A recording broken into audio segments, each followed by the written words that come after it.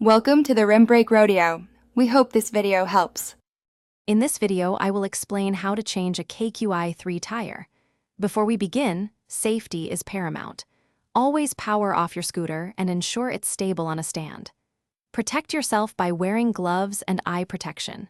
Gather your tools, including tire levers, wrenches, and your new tire, to ensure a smooth process. Now, let's remove the old tire. First, completely deflate the tire by removing the valve cap and pressing the pin.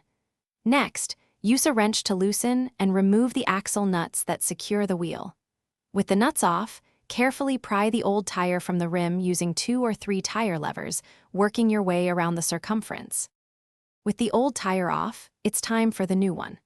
Apply a small amount of tire lubricant or soapy water to the bead of the new tire. This helps it slide on easily. Carefully work one side of the new tire onto the rim by hand. Then, using your tire levers, gently guide the second bead onto the rim, being careful not to pinch the inner tube. Finally, let's reassemble and check our work. Reinstall the wheel onto the scooter, making sure the axle nuts are tightened securely to prevent wobbling. Inflate the new tire to the recommended pressure, which is typically around 35 psi for optimal performance.